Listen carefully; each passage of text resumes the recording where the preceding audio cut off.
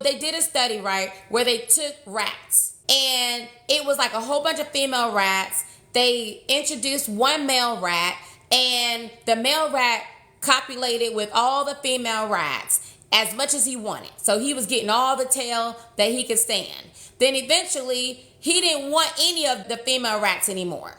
They would come, they would stick their booty up in his face, they would want to get some, but the male rat no longer was triggered. That his testosterone was no longer triggered to want to have sex with them because he got all that he wanted. He couldn't produce the hormone anymore to be sexually attracted to them. So when you have sex with a man too soon, then you increase the likelihood of the Coolidge effect. That means that his testosterone is no longer able to be triggered by you. You can be the finest woman in the world, okay? Sparks can fly out your vajayjay.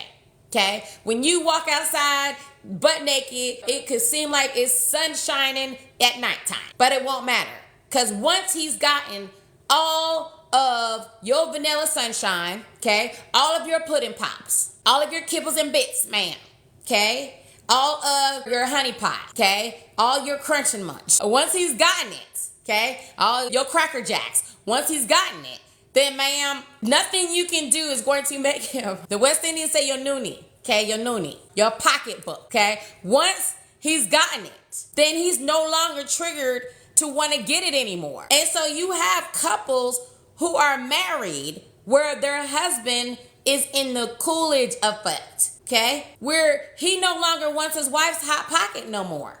He don't want it. He doesn't want any of her moon pie at all. And she feels rejected. She feels like there's something wrong with her. She thinks it's because of her weight or whatever. But what it is a lot of times a man will settle too. This is the thing that I'm really trying to help y'all to understand, y'all. Okay? Getting the man is not the prize. And what really makes my left butt cheek itch really bad is when I'm listening to all of these experts on Beyonce's internet that's trying to help you to catch a man. And it's all about catching a man. And it's all about catching a man who's going to pay your bill. And it's all about catching a man who's going to pay your bill and do for you and do this and do that. Catching a man isn't the prize. That's not the prize. And when you start to realize that catching the man or getting a man isn't the prize, because for those of you who've never attracted a man or been able to attract a relationship, you'll see that it really doesn't matter. It's once you know what to do, that part is easy. The part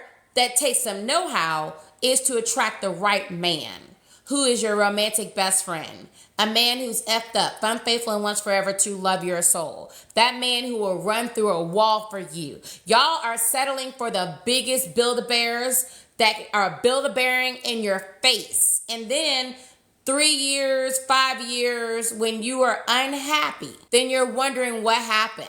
What happened is, just like the old folks say, the way you start is the way you finish. You started wrong. Because at the end of the day, ladies, you hold the purse. Literally and figuratively. You will always hold the purse. You will always hold the power. So your goal is, again, trigger his vasopressin as fast and for as long as possible. In order to trigger a man to produce that vasopressin for you, remember CAP, okay? Curiosity, anticipation, and polarity. Curiosity, anticipation, polarity. And you want for him to draw that out, his curiosity for you, you want him to draw out the process for as long as possible where he is hooked on you, where he is so curious to learn about you, where he moves from just wanting your honey bunny, ma'am.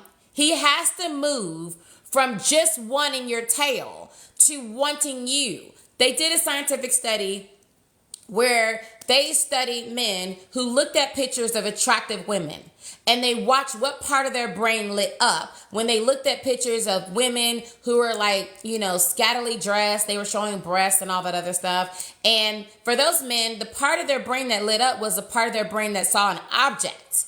When a man was shown a picture of a pretty woman, the more that she revealed, the part of his brain that would light up when he saw the pictures was a part of his brain that saw an object where he felt no sense of attachment. It's like a hamburger, ma'am. The same part of his brain that when it sees a good hamburger lit up for her. So basically, you're just a hamburger and some French fries to him. That's all you are.